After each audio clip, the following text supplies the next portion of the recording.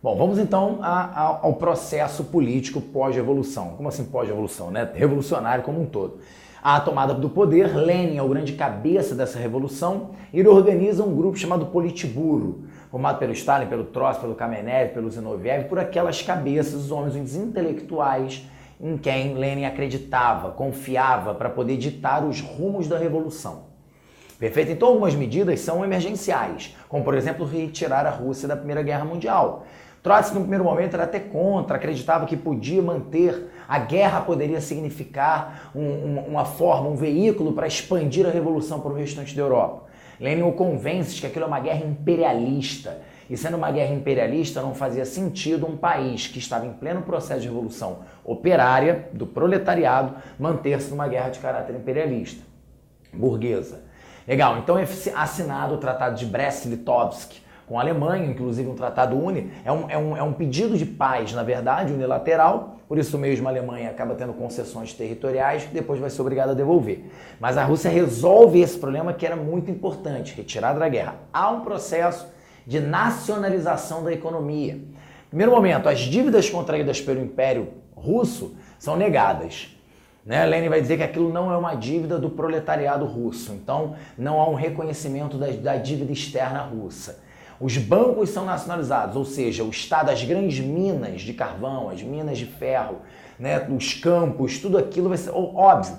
É um governo socialista que não permite a ideia de propriedade privada, nega a ideia de propriedade privada. Então há um processo de nacionalização da economia. Perfeito?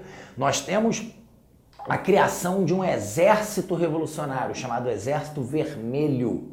Perfeito? Sob a liderança de Leon Trotsky. É um exército, de fato, vai lutar contra aqueles contra-revolucionários. Os grupos que não queriam a revolução, os grupos ligados ao czar, os grupos ligados à burguesia industrial, os grupos, claro, que foram desfavorecidos com o processo revolucionário. Perfeito? É nesse momento, então, que nós temos a criação da União das Repúblicas Socialistas Soviéticas. E, óbvio, os territórios onde o Exército Vermelho sair vitorioso dessa guerra civil, nós teremos, então, os grupos, os estados, as repúblicas que vão fazer parte da União Soviética. Os territórios onde o Exército Vermelho vai ser derrotado não farão parte da chamada União Soviética. Perfeito? Então, começa a Guerra Civil. A Guerra Civil vai dividir os chamados russos brancos e o Exército Vermelho. Os russos brancos, então, como falei, são aqueles que querem derrubar o projeto revolucionário, e o Exército Vermelho resiste a isso.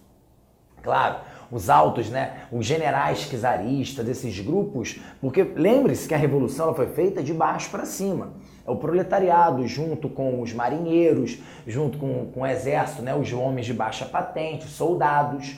E a alta hierarquia desse exército, em grande parte, fica fiel ao czar, fiel à estrutura política anterior. Então são esses que acabam lutando para tentar restabelecer o status quo do Império Russo. Perfeito? Só que, obviamente, no meio desse processo, o governo se envolveu numa nova guerra. E para isso é colocado em prática o chamado comunismo de guerra. Isso aqui aparece muito na nossa prova. O que é o comunismo de guerra? É um processo de aquisição forçada de alimentos junto aos camponeses para poder alimentar o exército em guerra. Isso é muito complicado, isso é muito traumático para a sociedade russa. Claro, imagine você, esse camponês já faminto, gera uma grande expectativa com o processo revolucionário, mas o que acaba acontecendo é que num primeiro momento eles são prejudicados mais uma vez. Revoltas acontecem no campo e o governo revolucionário não tem nenhum tipo de negociação. É violência, repressão violenta. Eu me lembro, inclusive, como se fosse hoje, quando fui conversar com Lenin sobre isso. Falei, Lenin, o que está acontecendo? O exército está matando camponeses, homens pobres. Caramba, Lenin, não é possível isso, não fizemos a revolução para isso. Lenin, com a sua calma, mais uma vez coloca a mão no meu ombro esquerdo, e fala para mim, Perizari, não há revolução sem violência. Olha, turma, até hoje, meus queridos, até hoje essas palavras entram pelo meu ouvido, sabe, uma lágrima escorreu pelo meu olho esquerdo, veio até o meu queixo, deu uma tremidinha e se desprendeu. E ali eu me desprendi daquela visão romântica que eu tinha de um processo revolucionário.